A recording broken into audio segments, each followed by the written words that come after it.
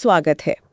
आज हम मानव मन के एक कह सकते हैं जरा गहरे और अक्सर अनदेखे कोने में झांक रहे हैं। हाँ, मतलब डार्क साइकोलॉजी और मैनिपुलेशन की बात कर रहे हैं आप। बिल्कुल। और हमारे पास विलियम डीनी की किताब है डार्क साइकोलॉजी एंड मैनिपुलेशन। इस पर एक समीक्षा है हमारे पास। ये असल में 3 किताबों का एक बंडल है। अच्छा, 3 किताब एक साथ? हाँ, तो आज हम इस समीक्षा से यही समझने की कोशिश करेंगे कि ये मैनिपुलेशन मतलब दूसरों को अपनी बातों से प्रभावित करना, ये तरीके आखिर हैं क्या और इनसे बचा कैसे जाए। समीक्षा तो कहती है कि ये किताब सिर्फ थ्योरी नहीं है, इसमें प्रैक्टिकल चीजें भी हैं। तो देखते हैं इसमें क्या खास है। बिल्कुल, और समीक्षा के हिसाब से किताब शुरू होती है डार्क साइकोलॉजी की बिल्कुल बेसिक बातों से। अच्छा। ये समझाती है कि कैसे मतलब थोड़ा भटका हुआ व्यवहार या चालाकी से अपनी बात मनवाना, यहाँ तक कि थोड़ी शिकारी जैसी सोच, ये सब भी कहीं ना कहीं मानव स्वभाव का हिस्सा हो सकता है। ओह, मतलब ये कोई अलग चीज नहीं, हमारे अंदर ही है। हाँ, मनोविज्ञान का ही एक पहलू है जिसे समझना जरूरी है शायद। ये तो काफी दिलचस्प है। राइट। समीक्षा ये भी बताती है कि किताब 3 हिस्सों में बंटी हुई है। पहला डार्क साइकोलॉजी और इमोशनल मैनिपुलेशन पर, जी। फिर है एनएलपी और डार्क साइकोलॉजी, और तीसरा नार्सिसिज्म और मैनिपुलेशन पर। इसमें कुछ खास तकनीकों का जिक्र है, जैसे गैसलाइटिंग। हाँ, गैसलाइटिंग बहुत सुना है इसके बारे में। मतलब धीरे धीरे किसी को इतना बहकाना कि वो खुद की याददाश्त पर ही शक करने लगे। कितना खतरनाक।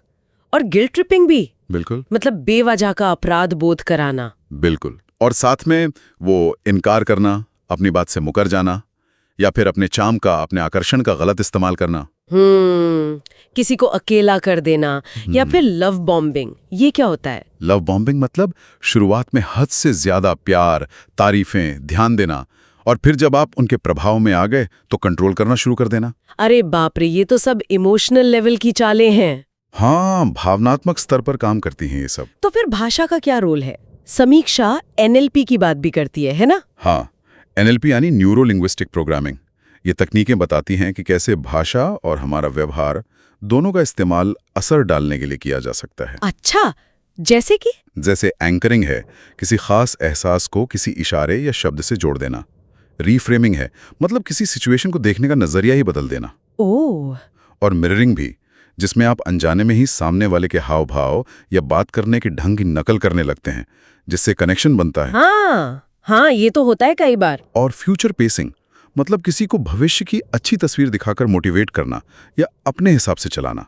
ये सब एनएलपी की तकनीकें हैं। तो इसका मतलब ये हुआ कि सिर्फ बातों से नहीं, बल्कि कैसे बात की जा रही है, बॉडी लैंग्वेज क्या है, इन सब से भी मैनिपुलेशन हो सकता है। बिल्कुल सही। समीक्षा इस बात पर जोर देती है कि किताब सहानुभूति को समझने और बॉडी लैंग्वेज को पढ़ने और यहाँ तक कि इस्तेमाल करने के तरीके भी सिखाती है। मतलब बिना बोले भी बहुत कुछ हो सकता है। हाँ, इशारे और हाव भाव, इनका भी इस्तेमाल प्रभाव डालने के लिए हो सकता है। समीक्षा में किताब की एक और खासियत बताई गई है कि ये काफी रिसर्च पर आधारित है। इसमें असल जिंदगी के उदाहरण हैं, मनोवैज्ञानिक सिद्धांतों का हवाला है। हाँ, ये सिर्फ हवाई बातें नहीं है। नहीं, इसे एक प्रैक्टिकल गाइड जैसा बताया गया है।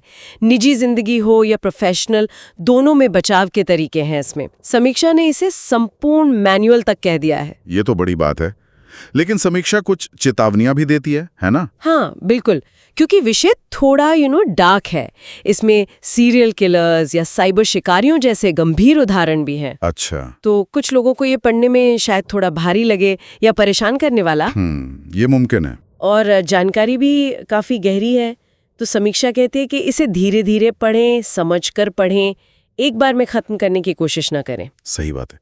ज्ञान शक्तिशाली है, लेकिन उसे हजम करने के लिए भी समय चाहिए। बिल्कुल। इन चेतावनियों के बाद भी समीक्षा ने किताब को 5 में से 4.5 स्टार दिए हैं। ओह वाह, काफी ऊंची रेटिंग है। हाँ, और इसे उन लोगों के लिए बहुत फायदेमंद माना गया है जो मैनिपुलेशन को पहचानना चाहते हैं और मनोवैज्ञानिक रूप से मजबूत बनना चाहते हैं। तो मतलब खुद को बचाने के लिए एक तरह का हथियार? हाँ, कह सकते हैं। तो कुल मिलाकर ये समीक्षा इशारा करती है कि ये किताब मैनिपुलेशन की इस उलझी हुई दुनिया को समझने और उसमें सुरक्षित रहने के लिए एक अहम जरिया हो सकती है।